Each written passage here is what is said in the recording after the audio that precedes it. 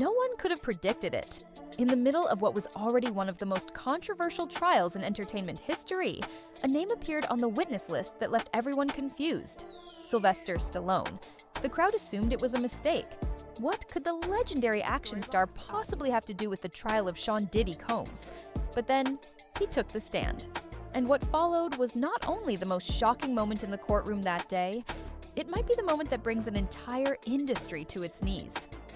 With cameras clicking from outside the building and social media already speculating, Stallone walked into the courtroom like he was stepping onto a movie set. But this wasn't Hollywood. This was federal court. And the stakes? Very real.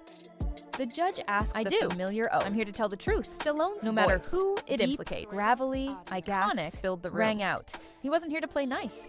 Assistant U.S. Attorney Sarah Enuan, leading the prosecution, opened with a steady, focused tone.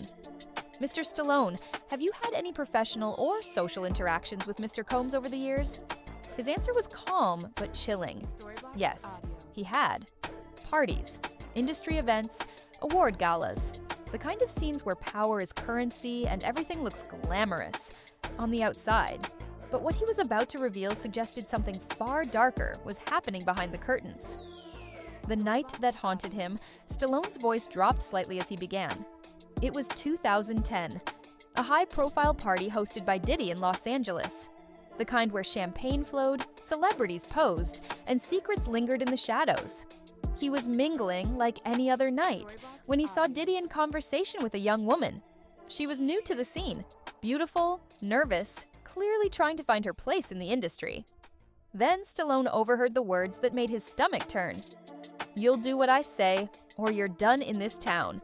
I made you, and I can break you." The girl's voice cracked as she responded, "I don't want to do it. I didn't sign up for this." She was angry, but more than that, she was scared. Other people noticed. Some glanced over, some raised eyebrows, and then Diddy laughed. The moment passed. The girl disappeared into the crowd, and no one said a word. Why he's speaking now? Stallone paused as he relived the memory. Back then, he thought it was just tension, a misunderstanding, maybe even a tasteless joke. But as more and more stories surfaced, Cassie Ventura, Wendy Williams, whispers from insiders, it all started to fit together. "I've played heroes my entire career," he told the court. "But that night, I wasn't one. I didn't check on her, I didn't speak up, and I've regretted it every day since." You could hear a pin drop. Now, I have daughters of my own, and I can't stay silent anymore. The system behind Diddy. The prosecution pressed forward. "Mr. Stallone, do you believe Mr. Combs acted alone in this pattern of abuse?" His answer? A hard no. He went on to name one of the most powerful executives in music, Clive Davis. "Diddy didn't invent this culture," Stallone said. "He learned it." And he learned it, Stallone claimed, from watching Clive Davis. He described seeing them at events, Davis always in control, always surrounded by talent and influence. He recalled Davis inviting young artists for private conversations. He described the manipulation, the charm, the unspoken pressure. It was power, plain and simple. And Diddy was watching, learning. The courtroom held its breath as Stallone continued. He recalled a party in 2012. Another lavish event, another scene of glamour. Only this time, he saw someone new. Justin Bieber. Still a teenager, bright-eyed, vulnerable. And there was Diddy, with Clive Davis beside him, leaning in close. "Stick with me and Clive," Diddy told Bieber. "We'll show you how it's done." Stallone's eyes narrowed. "I heard that same tone in 2010, only now it had a new target." He didn't accuse Bieber of being a victim, but he made it clear. This wasn't about one person. It was about a culture, a pipeline of control. Beyoncé, a silent witness? The courtroom exploded in whispers when Stallone dropped the next name, Beyoncé. He didn't say she did anything, but she was there, at Diddy's events, at the peak of her career. And she saw the same things he did. "There was a party in New York," Stallone recalled, "where I know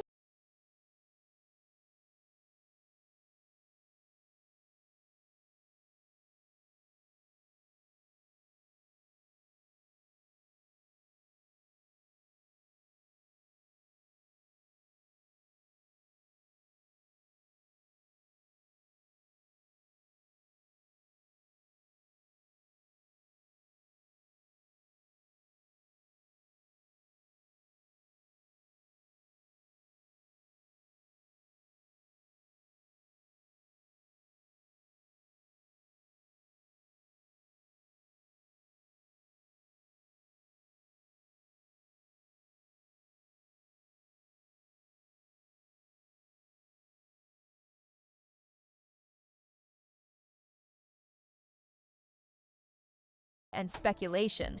The courtroom turned chaotic, but the judge let it continue, as long as Stallone stuck to what he personally saw and heard. He did. Every word sharpened like a blade. The final blow? When Stallone said, "This trial is about Diddy." But the problem is bigger. Clive Davis, Beyoncé, everyone who enabled him. They're part of the system. And if this court only looks at one man, it's missing the truth. When Stallone finished, you could feel the shift in the room, not just because of what he said, but because of who said it. This wasn't a tabloid, this wasn't gossip. This was one of Hollywood's biggest names, testifying under oath, naming names, and pointing a finger at the very heart of the industry. Outside, reporters rushed to break the story. Stallone exposes Clive Davis.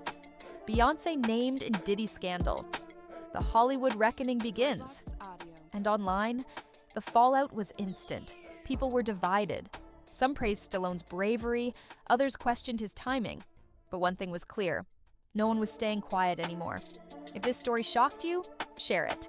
Drop a comment. Do you think this will finally bring change to the industry? And don't forget to subscribe.